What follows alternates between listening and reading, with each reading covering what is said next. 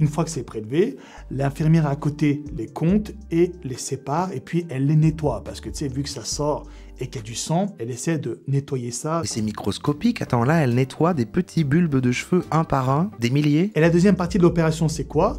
C'est l'implantation. Imagine, elle éternue, voilà, pardon, désolé, on a perdu tous les cheveux de l'arrière du crâne, du coup il n'y en a plus à prendre, et on les a plus pour les mettre devant, voilà.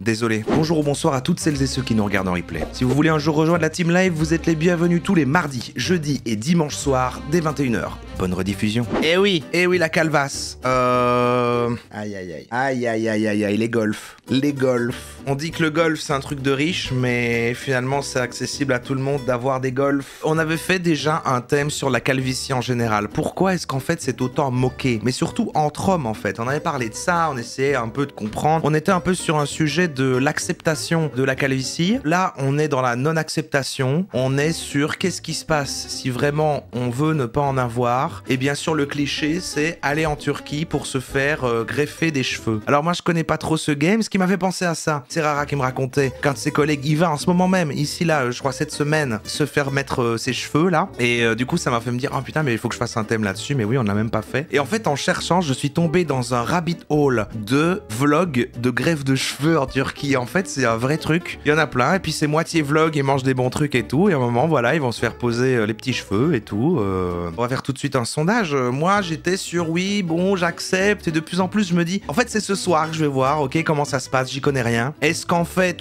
ça va?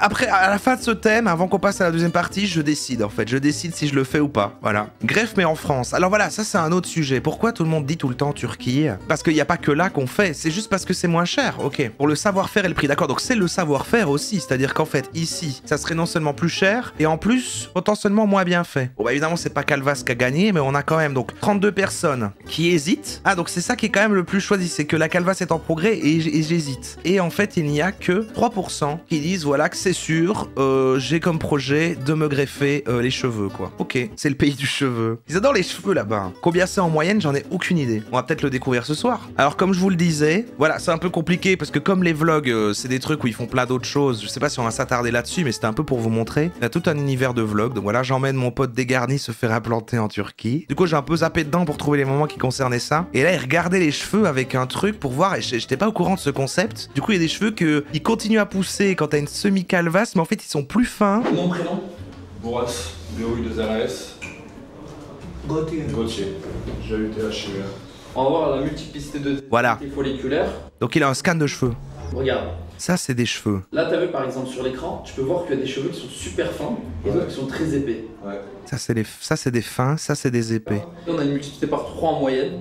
Tu vois ces cheveux là à gauche, là, les deux? Ouais. T'as vu comment ils sont fins et c'est juste à côté comment il est épais? Ouais. Donc maintenant, on va voir un petit peu le problème. On va essayer de le voir de près. Et là, tu vois, il y a tous ces cheveux là, c'est super épais. Et en fait, il y a des tout petits cheveux fins qui continuent à pousser. T'as jamais testé le minoxidil? Mais j'entends tout le temps pas les gens parler de ça, mais il y a un truc genre ça donne le cancer, non? C'est une zone très épais. C'est une zone en manque de vitamines. Oh, le désert. Et il y a que quelques, tu vois, tu trouves quelques cheveux encore épais. Et là, tu viens ici, bam. En tout cas, surtout, ça marche pas, quoi. Tout le monde dit, ça ne marche pas, voilà. Ah, ça donne des AVC. C'est mauvais pour le cœur. Ah, donc ça donne vraiment des AVC. Regarde comment c'est super dense. Je te laisse regarder.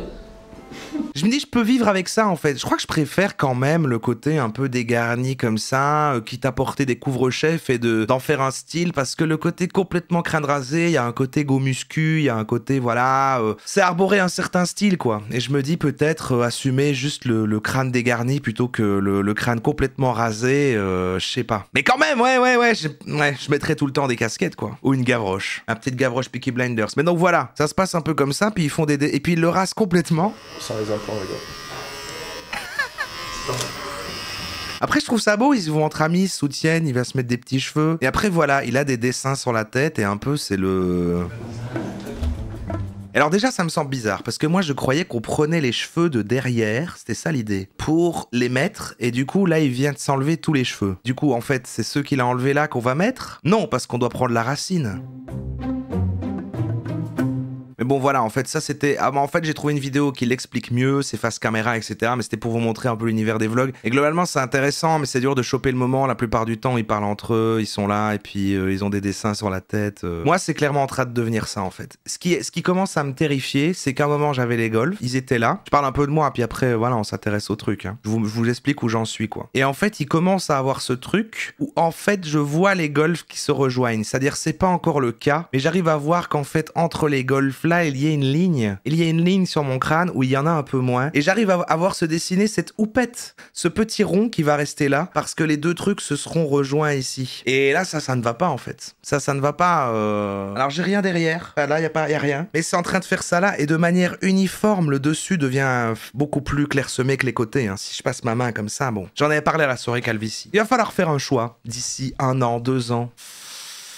Voilà. Mais écoutons un peu comment ça se passe, étape par étape. On va regarder lui, que je trouve que c'est un gars très marrant, il m'est très sympathique. C'est en mode face caméra, avec des petits moments filmés où il explique vraiment tac tac tac tac d'après ce que j'ai compris. Marre de ma calvitie, je vais en Turquie pour faire une greffe de cheveux. Mais je me dis, pourquoi ils vont en Turquie? Parce que lui, voilà, From Human to God, 450 000 abonnés, il est riche, il est turc. Ah oui, donc lui, c'est la patrie. Ça fait ça aussi, je comprends. Mais vous disiez qu'il y avait un savoir-faire, donc ça, ok. Ça a l'air chiant, faut le refaire régulièrement. Alors c'est ça qui me terrifie aussi. J'avais lu, c'est si tu le fais trop tôt, tu vas avoir la partie qui est faite là, et après ça va continuer à se faire derrière, et après t'as des cheveux devant, et tu commences à avoir là comme ça, donc après il faut aller le refaire. L'enfer en fait. Parce qu'en fait, au moment où tu vas le faire, ça veut pas dire qu'elle est terminée ta calvitie, elle est en chemin, mais en fait du coup elle va continuer. Donc ça m'a l'air d'être un bourbier, voilà. Voilà, bon, après je dis peut-être des conneries. Mais attendez, dans le sondage, j'ai pas mis... Moi, j'ai déjà fait une greffe. Dans le sondage, il n'y avait pas calvas et greffe déjà faite, en fait. Est-ce qu'il y en a? Est-ce qu'il y en a qui ont fait la greffe? Oh putain les clashers! Je vous dois quelques explications. Pourquoi j'ai le crâne rasé? Ok, Mighty Slavin, toi, il y a des traitements pour stabiliser la calvitie, mais tout le monde dit ça marche pas. Je vais quand même essayer, alors je peux peut-être gagner 1 an. Et pourquoi j'ai des putains de croûtes sur le cône? Ah ouais. Ouais, il a fait tout ce truc là quoi. Pour refaire une ligne. Parfois je trouve la ligne après est trop parfaite et du coup ça se voit. Je vais t'expliquer mon pote. Comme tu le sais, ça fait quelques années maintenant que je trimballe une putain de calvas. J'ai chopé la rage du terre-terre mon pote. J'ai fait un aller-retour en Turquie. Mais lui je sais pas si vous le connaissez mais il est très marrant. Hein. Fais pas les traitements, tu vas plumander avec la finastéride et avoir un AVC avec le minoxidil. Bah ouais c'est ça. Bah ouais. Non mais tout le monde dit il y a plein d'effets secondaires, plein de conséquences et en plus, bon bah la plupart disent voilà ça ne marche pas en fait c'est naturel, c'est un processus naturel, tu vieillis, t'as une calvitie, tes cheveux partent. Tu peux peut-être ralentir un peu le processus mais tu ne peux pas l'empêcher. Et Özgür a réparé mon crâne. Je suis rentré juste à l'instant et je me suis fait opérer juste hier. Je vais t'expliquer tout le déroulement de l'opération. Avant de commencer, disclaimer. Je ne suis pas là pour inciter qui que ce soit à faire une greffe capillaire, les gars. C'est quand même un acte de chirurgie. Ce n'est pas quelque chose à prendre à la légère. Mais par contre, ils ont tous un bandeau comme ça après. Est-ce que c'est lié? C'est quoi? C'est pour... Quoi le bandeau? Le tout, c'est de l'assumer que tu sois chauve ou pas. C'est ça qui est sexy. C'était un peu nos conclusions quand on avait fait le thème sur la calvitie. Non, mais là, on s'intéresse à la greffe. Mais moi, je pense qu'il n'y a pas de problème d'assumer le bazar. Mais il faut détourner, quoi. Je me dis, voilà, c'est pour ça que là, je suis en face. Faut que j'essaie des couvre-chefs. Faut que je teste de faire pousser la barbe. Je vais sûrement remettre peut-être des lunettes plus fantaisie. Tu vois, je sais pas. Il faut revoir sa DA, quoi. Il est vrai qu'il y a beaucoup d'appréhension autour de cette opération. C'est en Turquie, il faut prendre l'avion, on va te scalper le cône, donc je comprends que voilà, ça te fasse un petit peu peur. C'est vrai, mais j'ai plus peur de prendre l'avion, d'aller jusqu'en Turquie tout seul, voilà, dire Mahaba dans les rues comme Babylon Musk, que l'opération. Non, en fait, j'ai aucune idée de comment marche l'opération. Est-ce que ça fait mal? Il va le dire. Dis-toi que moi, j'ai servi de cobaye pour toi, et là, je vais te montrer. Ah, c'est gentil. Et je vais t'expliquer surtout comment s'est passée mon implantation capillaire, mon pote. Ok? Istanbul, c'est tranquille. Non, mais c'est pas l'endroit en particulier, c'est j'aime pas voyager, j'ai peur. Je veux pas quitter ma ville. Allez, nous sommes partis. Tout a commencé grâce à La Boiserie, le youtubeur qui fait des vidéos sur des voitures. Un garçon fort sympathique que j'apprécie beaucoup. Je l'appelle, je dis, dis-moi, tu connaîtrais pas un gars là qui pourrait réparer mon putain de crâne? Il m'a dit, Kurnas, t'inquiète, je connais un gars, c'est une pointure. Il a fait Naps, le rappeur, le youtubeur GameX13, il a même fait Sami Nasseri. Mais voilà, donc du coup, c'est pas uniquement parce que c'est pas cher s'il y a des gens pétés de thunes qui y vont. C'est que du coup, en plus, c'est sûr, ils font même mieux ça qu'ici. C'est les maîtres du cheveu. L'acteur de Taxi, il a fait plein de stars, il m'a dit, lui, il est super chaud. Il s'appelle Özgür et il gère la clinique Bella Air à Istanbul. Il fait un peu la pub, bon. Je lui envoie un message, je dis « Hey gros, est-ce que tu peux réparer mon crâne ?» Il me répond « Fkan, je te connais, je suis un de tes abonnés, moi aussi je fais de la muscu, vas-y. » Envoie-moi des photos de ton crâne, je vais analyser tout ça. Je lui fais des photos comme ça, devant, côté, derrière, et là il me dit « Oh putain, le cœur naze, oh putain !» C'est la bombe atomique. Ton crâne est en train de se creuser à vitesse grand V qu'il me fait le loustic. Et là il me fait une proposition. Mais il faut pas dire l'inverse. Fkan, est-ce que ça te dirait que je t'invite dans ma clinique, que je prenne en charge toute ton opération Ah oui, voilà, ouais, donc c'est un peu partenariat, quoi, mais c'est pas grave. en échange d'une vidéo. Comme ça, toi, tu pourras non seulement bénéficier d'une greffe capillaire par mes soins, qui plus est, tu pourras faire une vidéo afin de montrer à tes abonnés comment se déroule Putain, il a eu les cheveux gratuits, quoi. l'opération. Parce qu'il y a plein de gens qui ont peur de ça, il y en a plein qui veulent le faire, mais tu sais, ils appréhendent un petit peu. C'est pas rien, gros, hein. Comme moi avec HelloFresh, j'attends qu'il me l'envoie gratuitement, je dirais merci. Aujourd'hui, dans mon Pokéball qu'on a fait avec HelloFresh, j'ai goûté pour la première fois de l'avocat. Oui, j'avais jamais goûté de l'avocat. Pourquoi tout le monde en fait toute une histoire, en fait? Ça n'a aucun goût, c'est juste une espèce de pâte verte. C'est mon débat. Je prends la C'est mon combat. J'arrive à Istanbul. Dès que je sors, je rejoins une pancarte où il y a écrit HR24. En fait, si tu veux, sur WhatsApp, il t'envoie des messages au fur et à mesure des étapes qui avancent pour ne pas que tu te perdes. C'est vachement bien foutu. C'était ni bon ni mauvais, en fait. Je croyais que j'allais pas aimer, en fait. Ça me faisait peur. Je sais pas, c'est l'aspect. Chaque fois, j'étais non, ça me dégoûte. Et puis là, du coup, il y en avait dedans. Par contre, c'était délicieux. Une petite panure comme ça de poulet de.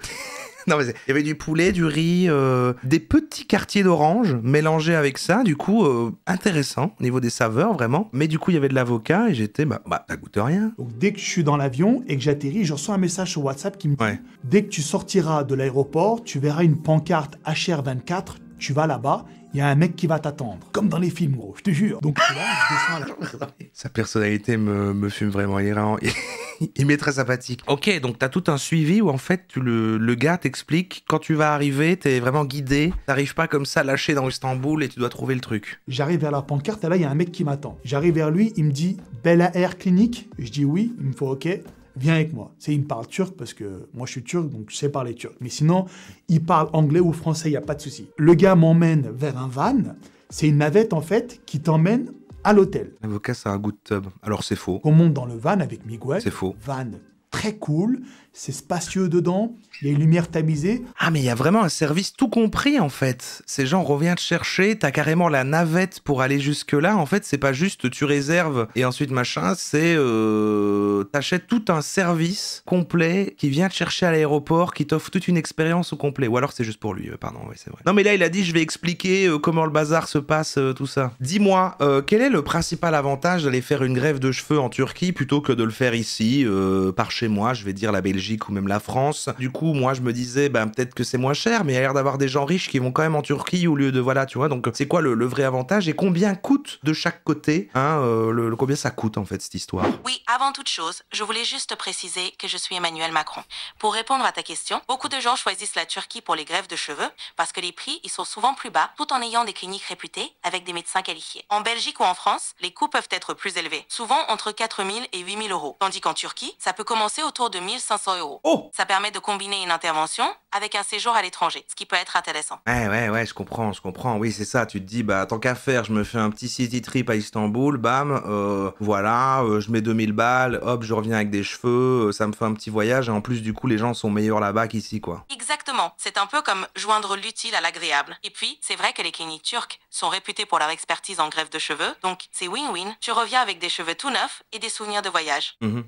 Super. Est-ce que tu crois qu'on peut croiser Babylon Musk? Qui sait? Peut-être que tu croiseras même d'autres célébrités en route. Tout est possible. Elle a fait semblant de savoir qui c'était. Mais ça va, les bons délires. Donc lui, là, ce qu'il fait, c'est pas 2000 balles, hein. C'est sûrement la partie luxe et tout. Mais du coup, bon, moi, je croyais que c'était tellement plus cher. Tellement plus cher. Du coup, en tout cas, l'argent n'est pas une barrière. Ça va. Moi, j'aurais dit, c'est genre 20 000 balles. Ouais, j'aurais dû mettre à la louche comme ça, 20 000 balles. Ici, hein, je parle. Ici. Là-bas, j'aurais dit, c'est 5 000, entre 5 et 10 000. Je vais Casdal à 7h30 et à 8h, t'as le van qui vient devant l'hôtel pour t'emmener à la clinique. Et en fait, dans le van, tu n'es pas tout seul. Il y a plein de mecs qui sont venus donc se refaire le crâne. Et du coup, je me suis fait plein de potes, tu vois. C'était des Français aussi, tous dégarnis. Il monte avec moi dans le van et puis on discute. Ouais, tu viens d'où, machin et tout ça, on se raconte un petit peu. Ouais, s'il faut le refaire en plus, ouais, c'est vrai qu'il faut le budget. Après, imagine en fait, t'es dans une partie plus aisée de ta vie, t'as de l'argent. Tu fais ça, boum, après, ben, ça commence à se creuser, t'as un trou là, et après, du coup, t'as plus l'argent pour faire la suite. Ouais, c'est chaud. Et je dis, dis-moi, dans ta famille, toi, ils sont dégarnis ou pas? Faut que j'attende les dividendes, quoi. Dégarnis. Je dis, oh putain, comme moi. Mon pag, il a 60. Je prendrais pas le plus bas, j'aurais pas confiance. Mes deux frères, zéro calvas, je suis le seul enculé qui est calvicié. Et en plus, je suis le seul mec qui passe sa vie devant les caméras. Bordel, la frustration. Donc on discute, comme ça on sympathise et tout. Ouais, c'est vrai qu'il y a ça, le côté héréditaire, machin. J'ai aucune idée, moi, si mon père est chauve. Il m'a abandonné, en fait. Personne ne stressait. Ouais, c'était plutôt apaisé, détente comme ambiance. On savait qu'on allait se faire scalper le crâne, mais on restait tranquille, tu vois. On arrive à la clinique, on rentre en groupe comme ça, et là, t'as les médecins qui te prennent isolément. Première chose, prise de sang. Ils te mettent donc dans une pièce, il y a l'infirmière qui arrive. Ok, on rentre dans le process, là, on rentre vraiment dans le process, ok. Prise de sang. Et elle te prélève le sang pour mesurer, j'imagine, les plaquettes dans le sang, pour voir ta capacité à cicatriser. Ah oui. Vu qu'on va t'ouvrir le crâne, si t'as pas de plaquettes, ça risque d'être compliqué. Donc ils te font des prises de sang et tout pour avoir les données. Et puis, ils te mettent ici un espèce de caoutchouc. En fait, ils vont brancher la perfusion dessus. Je sais pas comment ça s'appelle. Donc ils te mettent ça. Un cathéter, Et puis ensuite, ils te demandent de patienter. Ça, c'est vrai que c'est horrible, hein, ça. Quand tu te réveilles d'une opération et que t'as toujours ce truc-là dans le bras, là. Tu patientes. En fait, il faut que tout le monde subisse. Non, mais lui, je comprends. Ouais, voilà, ouais. Mais franchement, c'est parce que je l'ai pas fait depuis longtemps, là. Mais si je coupe mes cheveux en mode très court, on voit au travers. C'est sûr et certain. Sa vidéo date d'il y a 2 ans. Donc on peut aller voir après l'évolution, en effet. Bah, de te foutre à poil. Pas à poil, mais il te demande d'enlever ton pull. Après, il te donne une espèce de veste noire. Et là, l'infirmière commence à raser ton crâne. Et une fois que la dame a rasé ton crâne, le médecin prend un stylo. D'accord, donc ça rase le crâne, quoi qu'il arrive, ok. Il faut remplir devant, il faut faire ci, il faut faire ça. La zone donneuse, elle est ici. Ouais, d'accord, là, il lui refait une ligne, en fait. Il lui refait la ligne du front. Et ça, c'est la zone où les golfs se font ici, avec le fait que ça va se rejoindre ici par après, mais c'est un peu moins atteint, avec le petit toupet qui va rester là. Ouais, je comprends la logique. Bah oui, c'est ça, il est stylé chauve, lui, parce que c'est un go muscu. Ouais, ça aide. En fait, le gars, il analyse ton dessine pas très bien. Crâne. Et après, il te demande, est-ce que tu es d'accord avec ce que je te propose? Parce que concrètement, c'est à toi de choisir. Moi, au début, j'ai dit quoi au médecin? J'ai dit, écoute, moi, c'est la tonsure, là. C'est à l'arrière de mon crâne, ça me pète les couilles, j'ai un putain de cratère là-bas. Il faut combler cet espace. Et là, elle me dit... Ah ouais, c'est derrière, lui. Non. En fait, à l'arrière de ton crâne, il me dit, t'as un épi. Tu n'as pas de calvitie. C'est quoi ces conneries? Attends, quoi? Selon la trajectoire que prennent tes cheveux, parfois ça fait un trou et parfois c'est caché. Si tu me demandes de mettre des greffons dans cette partie-là de ton crâne, je risque d'abîmer les cheveux qui sont déjà en bonne santé ici. Je peux densifier un petit peu. C'est technique, hein? Je ne peux pas garnir à fond cet endroit-là. En revanche, il m'a dit, à l'avant de ton crâne, tu as perdu beaucoup de cheveux. Attends, lui, il n'était pas conscient que ça allait pas à l'avant et il croyait qu'il y avait que derrière. Je m'allonge sur l'espèce de lit médical. En fait, c'est un lit médical, mais à la seule différence que au niveau de l'appui-tête, il y a un trou. C'est pour en fait laisser passer ton visage, tu vois, parce que tu te retournes et tout. Comme les trucs de massage. Ils m'allongent là-bas et c'est là que les emmerdes commencent. Ils te font l'anesthésie. Voilà, effectivement, c'est cette partie. Ils prélèvent les greffons un par un. Mais pour pas que tu douilles ta grand-mère, il faut t'anesthésier. Et là, par contre, gros, c'est pénible. Je te le dis, tu souffres ta race pendant 1 minute, mais après, tu ne ressens plus rien. Elle te plante des aiguilles, injecte le produit anesthésiant. C'est exactement comme quand tu vas chez le dentiste. Attends, on te plante des aiguilles dans le crâne pour l'anesthésier? Ah ouais, ça c'est terrible ça. Ouais. Déjà, je déteste les piqûres dans les gencives de... J'ai une anecdote. J'avais été chez une dentiste une fois et elle avait fait 4 piqûres et c'était toujours pas anesthésié. Elle en faisait une. J'ai dit non, vraiment, j'ai mal. Elle commence à... Je dis, ah non, j'ai mal.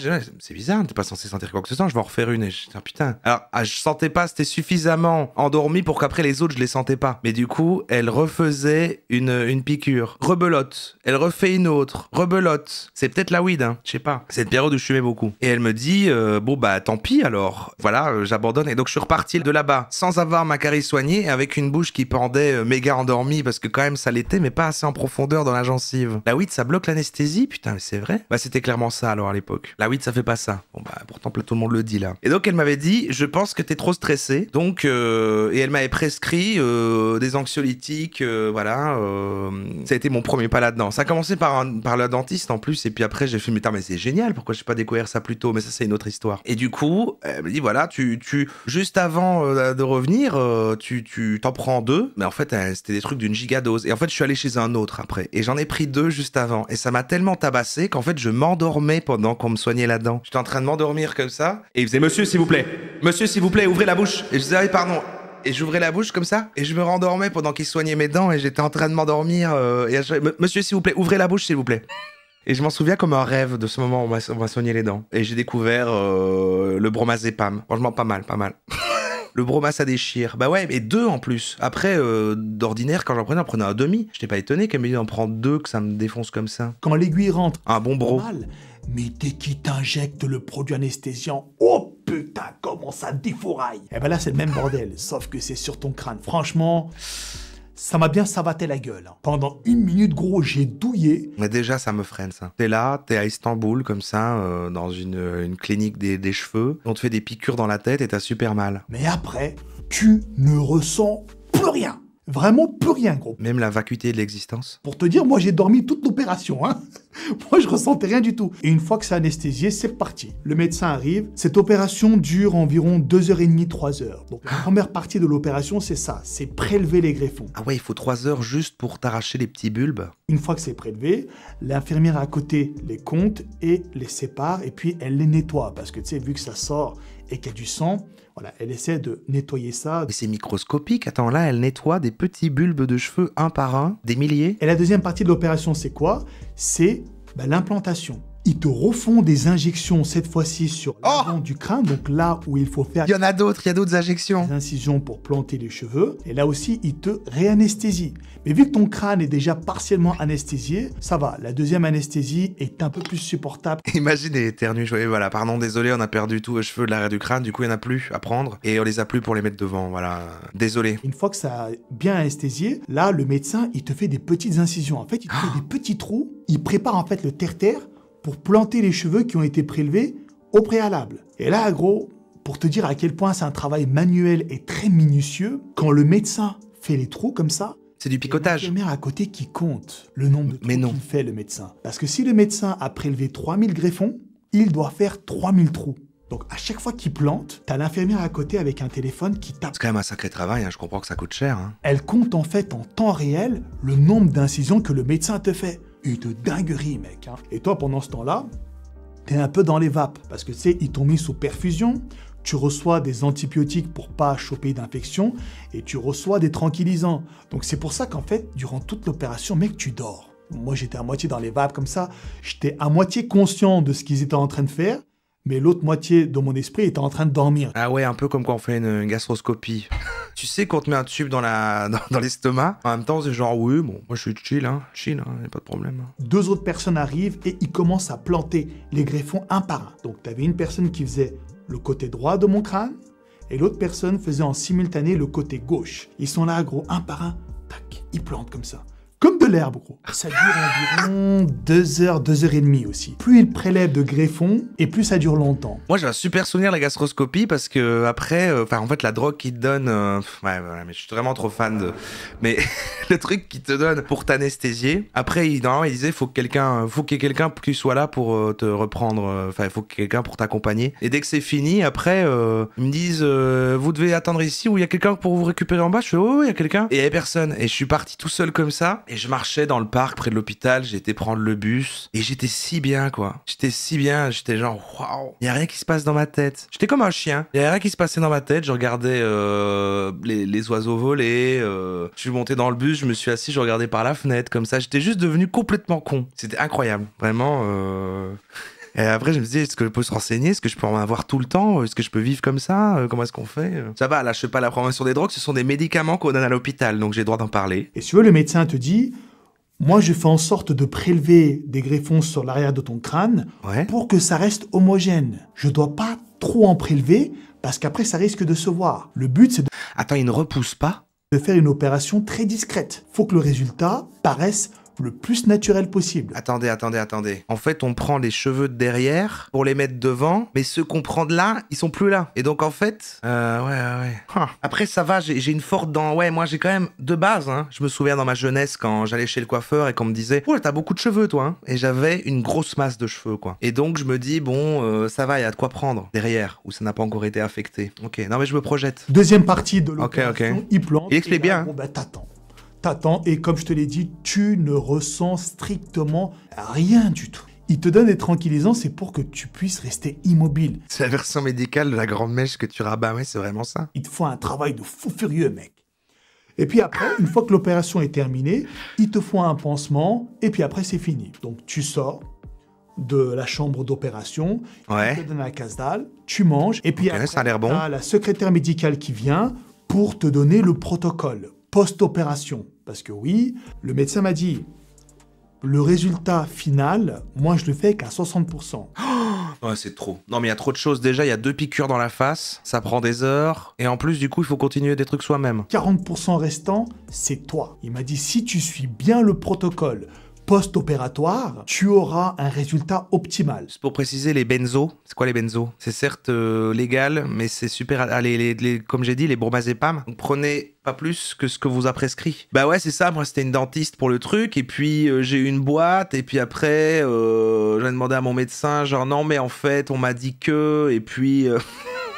Mais bon, ouais, non, là, j'en prends plus parce que, ouais. Ma psychiatre, elle m'a dit c'est pas ouf à mélanger avec les antidépresseurs, apparemment. Donc, j'en prends plus depuis. Moi, par contre, je m'en étais servi parce que ça s'utilise pour les gens qui arrêtent l'alcool pour faire une meilleure transition et tout. Et moi, ça m'avait quand même aidé pour arrêter la weed quand je fumais beaucoup. Mais bon, faut pas du coup à la place remplacer par ça, mais c'est quand même beaucoup moins marrant. Mais oui, alprazolam, j'ai eu aussi. Alprazolam, bromazépam et diazépam, je crois que j'ai eu. Alors là, tu prends les trois. Non, j'ai jamais fait ça. Mais oui, faites attention parce que l'addiction est très forte. C'est vrai que c'est extrêmement fort. Plus que la weed en vrai. Un protocole putain de strict. Je ne le connais pas par Ok, le protocole. sur le téléphone, mais de mémoire.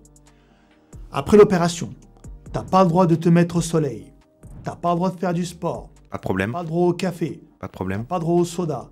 Oui. T'as pas le droit à la clope. On a droit à Oli ou pas? T'as pas le droit à l'alcool. Quand tu dors, Pendant combien de temps? donc tu dois dormir avec un coussin spécial qui permet un petit peu de rehausser ton crâne comme ça afin d'éviter de frotter sur le matelas. Ah ouais, toute la vie. Parce que c'est fragile, hein, les greffons, là. Ah, c'est dur de s'endormir sur le dos aussi droit, là, comme Donc ça. si tu frottes et que ça tombe, oh putain, la bombe atomique. Et si tu te grattes la tête pendant la nuit parce que ça te chatouille un peu, que tu t'en rends pas compte, là? Après, tu dois prendre plein de médicaments. Le protocole me fait penser à Faune Cool. Faune Cool qui sera donc le deuxième invité de Mythe. Hein. Je vous rappelle, dimanche, c'est Mythe avec Chronique Chaotique ce dimanche. Et du coup, c'est dans 2 semaines, le jeudi 23, qui viendra. Et il veut préparer des petits trucs et tout. Je crois qu'il va faire carrément un petit quiz et tout. J'ai fait bien pas ça d'en faire autant. Et il était. J'ai dû l'aider à se détendre parce qu'il en faisait un truc énorme. Il était attends, du coup, combien de temps ça va durer? Machin. Non, attends. Moi, je suis pas aussi professionnel, d'accord? Je suis déguisé en Mythe. On fait bien ce que tu veux. Les premiers jours, tu dois faire très attention au jet. En fait, tu remplis une bouteille d'eau et tout doucement, tu fais couler l'eau comme ça sur ton crâne. Oh putain, mec, c'est un bordel pas possible, hein. L'une des plus grosses contraintes, tu sais c'est quoi? Je n'ai pas le droit de faire de muscu pendant 1 mois. Ouais, ça me rendrait fou aussi. Oh putain, mec, la galère. Alors ça, c'est quelque chose que j'appréhende beaucoup. Je n'ai jamais fait de pause aussi longue de toute ma vie dans ma carrière de go muscu, mon gars. Imagine, pas de muscu pendant 1 mois, je vais totalement vriller. Pour moi, la muscu, c'est pas juste de la muscu. C'est pas juste une passion. C'est une thérapie, mec. Imagine, pendant 1 mois, je vais pas congestionner. C'est vrai que les gens qui font du sport tout le temps, arrêter pendant 1 mois, ça doit être quand même un sacré sacrifice, quoi. Putain, ça me fout la mort. Alors, qu'est-ce que j'ai fait? Je peux me projeter. Rentabiliser au maximum cette période de repos, j'ai calé l'intervention 1 jour avant le début du Ramdu. Pendant le Ramadan, j'arrive pas à m'entraîner convenablement, moi. Franchement, j'y vais, je brasse de l'air. Donc je me suis dit, autant ne pas y aller. J'ai raté un train, c'est quoi Mythe? C'est comme les gens avec Guillaume Play, sauf que c'est Mythe, et c'est avec moi déguisé en Mythe. Globalement, quoi. Pour que le repos serve non seulement à faire le Ramadan correctement, et à réparer mon crâne, à cicatriser mon crâne convenablement aussi. Donc je fais d'une pierre 2 coups, tu vois. Mais je t'avouerais quand même que ça, c'est assez contraignant. Donc n'oublie pas. Après l'opération, oui. Tu fais cette opération, tu peux dire adieu à la muscu pendant 1 mois. Moi, je pense que je vais le vivre très mal. Après, toi, de ton côté, je sais pas, mais c'est une information que je te donne quand même. Et puis après, c'est fini. Le van, la navette, te récupère de la clinique.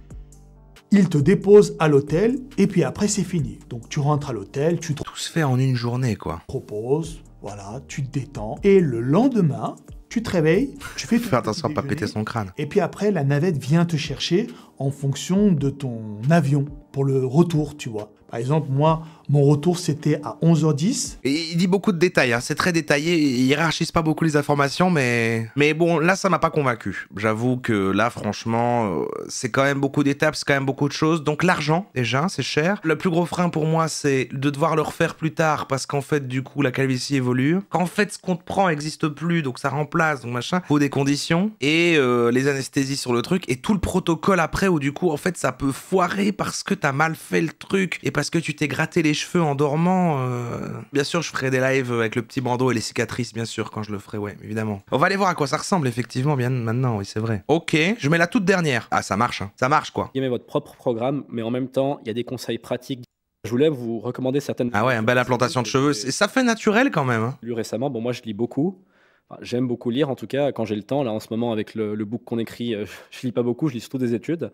Mais j'ai sélectionné Ouais, on y voit que du feu, hein. 4 livres que j'aimerais vous proposer. Il parle par la pensée, en plus. Ouais, non, ça passe bien. Bravo. Franchement, bravo. Bon, ça se voit parce que tu le sais. Non, ça se voit parce qu'en fait, ça fait une ligne d'implantation un peu trop parfaite, ouais. C'est un peu trop parfait. Après, il y a des gens qui ont naturellement une implantation aussi bien, mais c'est rare. J'étais curieux d'avoir un avis contre quand même maintenant, parce que maintenant, et là, ça va nous confirmer le truc, greffe de cheveux, les 5 raisons pour lesquelles ça rate. Et on avait déjà vu, et ça reboucle avec la première partie, c'est Monsieur Cheveux, qu'on avait vu dans notre premier chapitre sur la calvitie, qui vient maintenant nous parler de la greffe, les 5 raisons pour lesquelles la greffe peut rater, et ça va finir de nous convaincre que finalement ça fait plutôt peur. Chauve ou poilu, on t'adore, Roro.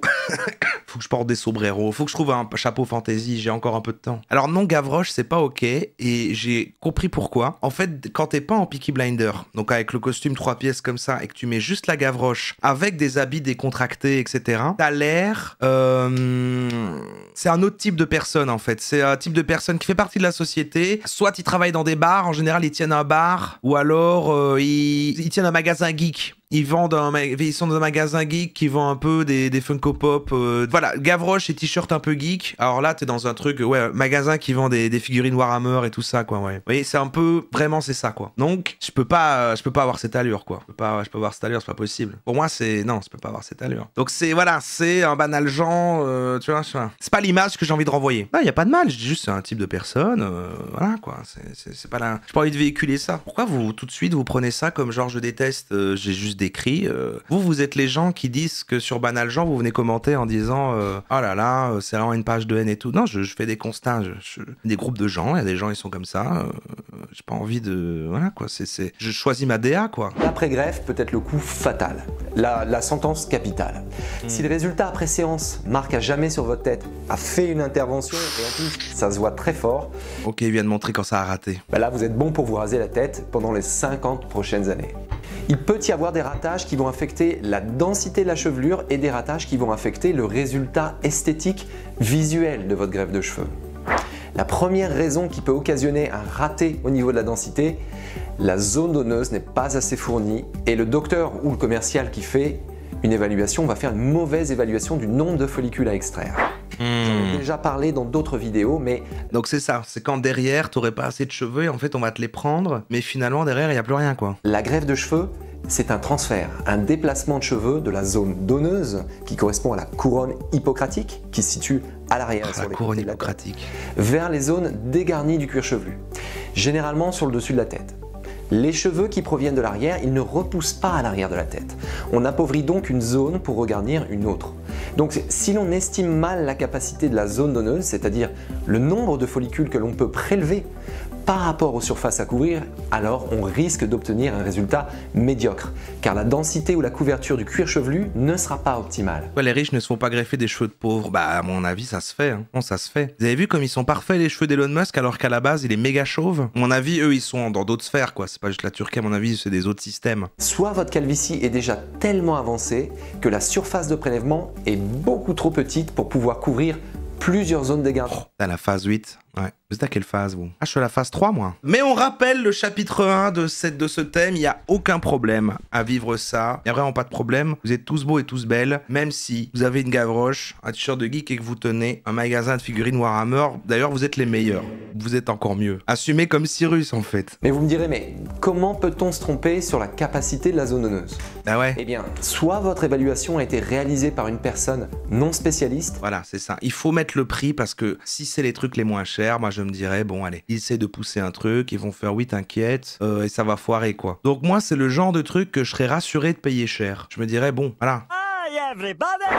Soit vous avez envoyé vos photos à l'étranger pour une évaluation, mais l'angle de prise de vue ne permettait pas de bien voir la zone donneuse. La clinique ou le praticien s'aperçoit que la zone donneuse n'est pas extraordinaire, mais elle ne souhaite pas perdre de clients et elle réalise tout de même l'intervention, tout en sachant que vous n'obtiendrez pas satisfaction.